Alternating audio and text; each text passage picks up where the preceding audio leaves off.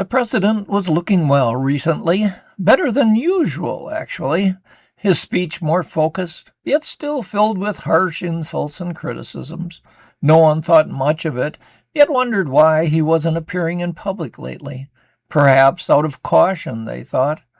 The president continued to surround himself with adoring supporters at special events streamed and broadcast around the world. These events seemed staged and media-controlled, but that was the way he did things, so things seemed normal. He spoke of policy changes, which seemed unusual and contradictory, but he had always been unpredictable, so why question anything? Internally, staffers were hearing the term bumper whispered about. Some chuckled about it, some didn't like the way it was used, and others thought it was just code being used in an atmosphere of despise and deception, the new normal, which wasn't friendly. Outside of public view, an inner circle of presidential allies met regularly with tech experts to review data sources from internet, video, photos, and voice recordings. They reviewed social media posts for personality, emotions, reactions, knowledge, and tendencies that were familiar to the masses. They used servers to scrub every source available to replicate what they needed. And there it was, the bumper, a version of the president that had bumped him into an AI world.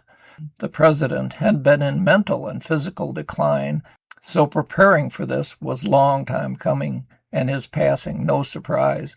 The real surprise was how quickly a solution had come for the inner circle to use AI to recreate the president, manipulate what he said, and visualize him in every environment other than a non-AI generated event, those in the open air with a live audience. Things went smoothly, better than they had imagined. No one suspected a thing. That is, until one day a minor artifact, a hallucination, appeared in the presidential address to the people. The president was surrounded by cheering supporters when a man in the background raised an extra arm in adoration, 3 to be exact. Most people didn't notice, but a few sharp-eyed reporters did. The event was streamed and televised as it had been for months, so a recording was there to review and double-check. The news was significant enough for immediate release. Reporters had the scoop of a lifetime and sent their reports immediately for broadcast. But they were shocked. Nothing came of their reports. Even their social media posts disappeared as quickly as they were posted. The reporters were barely able to comprehend what happened when agents came rushing to their side. The reporters were arrested and rushed to confinement. The story might not have gone further, except that anti-AI hackers had also noticed the glitch. Several were already doing their thing with hacks, and they were sharing details.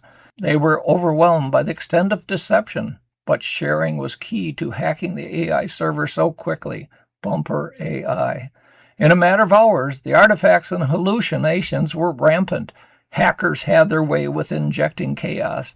The plot for Bumper AI to fake the president's role was exposed. Now it was time for cleaning house. Time seemed to stand still as people tried to comprehend what had happened, but action was swift.